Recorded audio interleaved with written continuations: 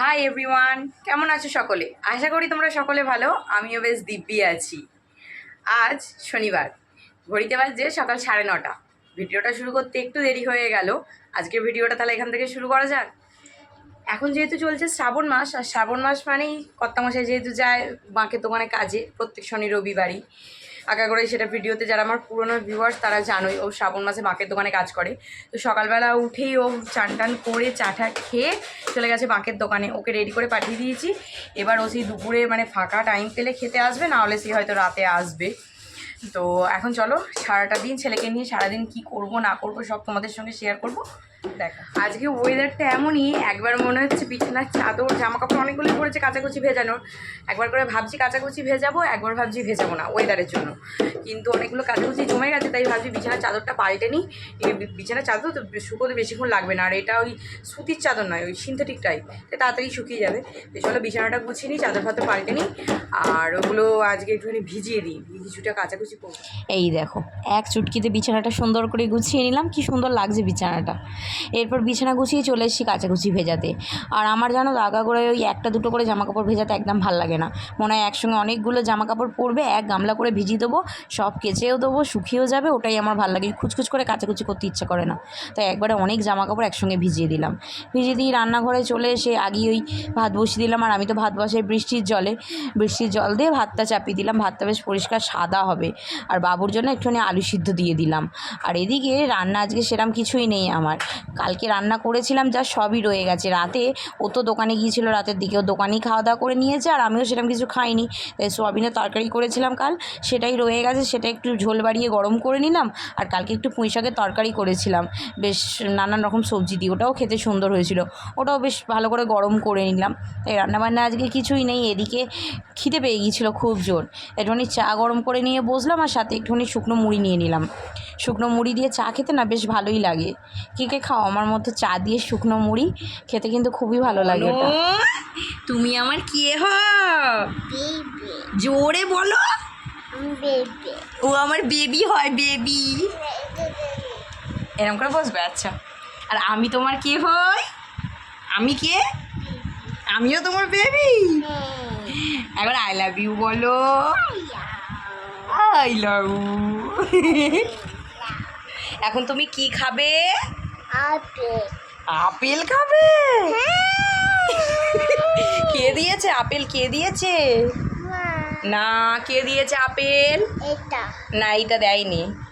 কে দিয়েছে আপেল? এইটাই দিয়েছে? দিয়া দিয়েছে, দিয়া।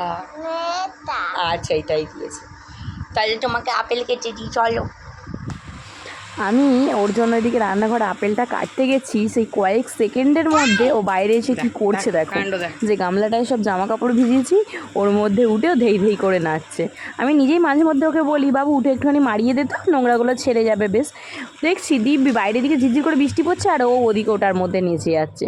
তো এরপর বৃষ্টিটা একটু থামতেই জামা কাপড়গুলো সব কেচে দিয়ে আমি মেলে দিয়েছি, যে বৃষ্টি আসবে আসুক, অন্তত জলটা ঝরে গেলে ঘরে মেলে দেবো, তার মধ্যে পাখার হাওয়ায় ওগুলো শুকিয়ে যাবে। দুদিন ধরে শুকোক না, তাতে কোনো অসুবিধা নেই। তাই বাবুকে সবে বলছি যে বাবু বাইরে খুব মেঘ করে এসছে, চ বৃষ্টি আসবে এক্ষুনি, চ জামা কাপড়গুলো তুলে নিয়ে ঘরে মেলে দিই।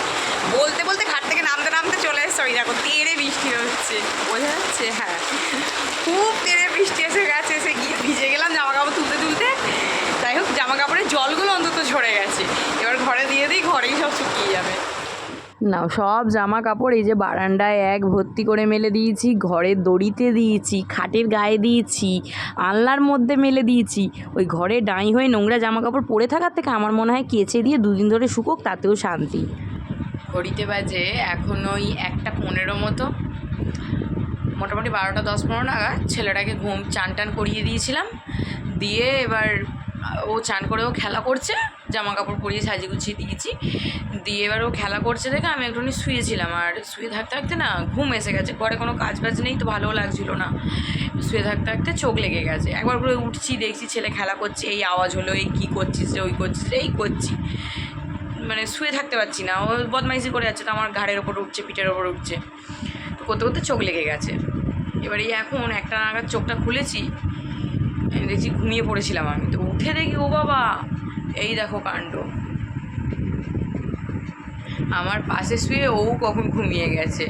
চোখ লেগে গিয়েছিল, বুঝতে পারিনি, হয়তো মিনিট 10-এর জন্য চোখটা লেগেছে, কারণ একভাবেই আমি উঠে উঠে দেখছি যে ছেলে খেলা করছে, গাড়ি ফেলছে, এখানে আওয়াজ হচ্ছে ওখানে আওয়াজ হচ্ছে।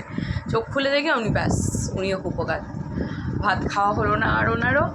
এবার ওর বাবা আবার কখন আসে, এবার এই শনি রবিবারটাই তো একটু ওই তারকেশ্বর জলযাত্রীতে একটু ভিড় হয় দোকানে, ওই জন্য খুব চাপ থাকে, দেখি ও বাড়িতে খেতে আসবে কি না, নাহলে তোর খাওয়া হয় না, সেই একবার রাতে খায়, সারাদিন আর পেটে কিছু পড়ে না। দেখছি ও কী করে। এই যে ঘুমিয়ে গেলে এখন ঘুমিয়ে নিচ্ছে, মোটামুটি 3টে 3:30 নাগাদ উঠবে, তখন ওকে ভাত খাওয়াতে পারবো। আজ ওর ভাত খাওয়া হয়ে গেল, আমারও চোখ লেগে গেছে আর ও ঘুমিয়ে গেছে।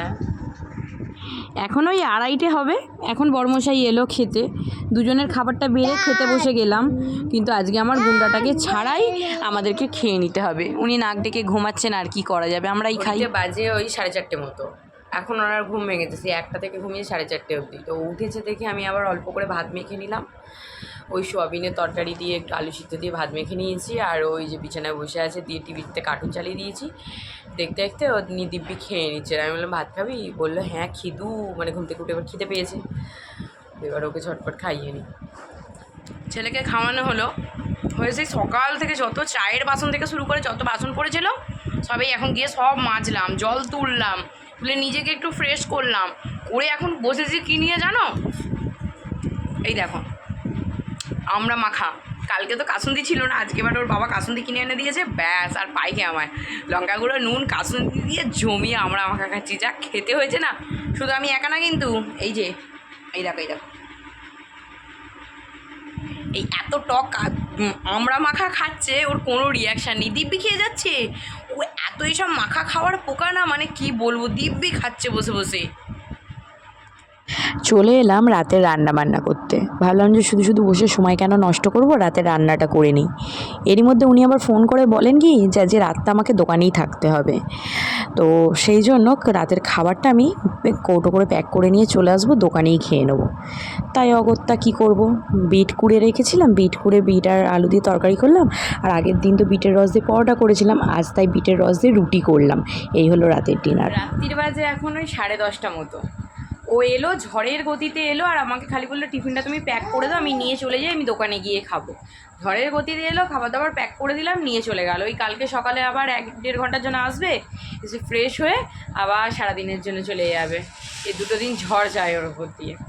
তো যাই হোক, ও চলে গেল, এবার আর বসে থেকে কী করবো, রাতও তো হচ্ছে, যেহেতু সেই দুজনকে একাই আজকে ঘুমাতে হবে, আর কি করা যাবে। তো ওই জন্য আমি ওকে বললাম যে চ বাবু আমরাও দুজনে খাওয়া দাওয়া মিটিয়ে নিই। ওই জন্য রুটি তরকারি নিয়ে বসেছি, খাওয়া দাওয়া সেরে নিই, আজকে একা একা ঘুমো করতে হবে, কতদিন পর আজকে একা একা থাকবো। আগে চলো খেয়ে নিই, রাত হচ্ছে। খাওয়া দাওয়া হলো, এবার শুয়ে পড়েছি। অনেকগুলো দিন পর, প্রায় বছরখানেক পর, ওর বাবা সেই নাইট ডিউটি কাজে যেত, তখন আমি আর সোনা একা একা ঘুমাতাম।